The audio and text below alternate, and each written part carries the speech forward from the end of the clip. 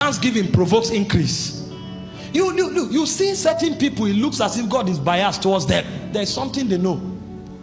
Every time a man begins to give thanks and give thanks consciously, he opens many channels and many tributaries. Even the economists know that one stream of income is not guaranteed. When you find a man who is established, he has many streams of income. The spiritual way of engendering many streams is through thanksgiving. In Acts chapter 2 verse 47, see what the apostles did. They wanted increase, they wanted expansion, they wanted breakthrough, and unfortunately Jesus was gone. There's nobody to prophesy over them. You know, when you are somebody who is pastor's boy or prophet's son or apostle's disciple, all the time, everything about your life you want him to prophesy. The day God makes you a leader, you will now understand that that channel you were using is for children. Because who will prophesy for W.F. Kumuyi now?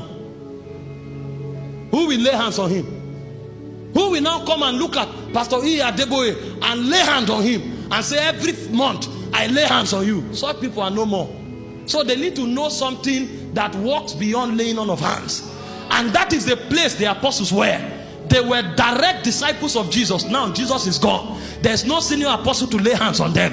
There's nobody to prophesy over them. They needed technologies of the spirit that will make for sustenance of what was happening when Jesus was with them. Remember, when Jesus was with them, everywhere they went, there was multitude, there was increase. Now Jesus is no more. Nobody knows them, and they need to sustain that level of multitude. The Bible said, as they gathered together, they praised God and gave thanks, and he said daily God added to the church such as should be saved. So when you came into their congregation, you couldn't tell the difference between when Jesus was present in the body and when Jesus was absent in the body, because they had built a technology that caused Jesus to be walking with them as though he was still present.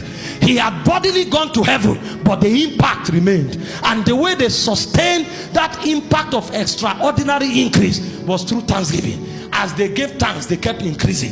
As they gave thanks, they kept increasing. Every time a man gives thanks, he makes himself a candidate of ever increasing breakthroughs. There is something that makes a man to keep becoming bigger and bigger. The name is thanksgiving. Jesus himself, in John chapter 6 verse 11, he had taught for 3 days. They were in the wilderness. There's no company that can provide resources. There was no money anywhere to buy it. And even if the money was there, you couldn't generate food enough for 5 million men. How do you start? 5,000 men. Which company can produce that emergency bread? But Jesus knew a technology. The Bible said he lifted up his hands. When they gave him 5 loaves and 2 fish, he lifted up his hands and he said he thanked the Father. When he was done thanking the Father, he gave them the bread. He said, distribute it, and they will break it, it will multiply. They will break it, it will multiply. This is why the apostles knew that when we thank God, we are provoking multiplication. Because the miracle for the first time didn't happen in the hands of Jesus. They were used to seeing the miracle in the hands of Jesus. Now in their own very hands, the miracle was happening. What did Jesus do that made the miracle to start happening with everybody? He gave thanks. And so when you want to see what is happening with you replicated across board, start giving thanks. The more people give thanks, the more multiplication becomes a natural product in their life. And this is not just about material things, even in spiritual things. Go for a meeting and thank God and see what he does. Then go back the next day. You will go back the next day dry, empty, because they've drawn from you.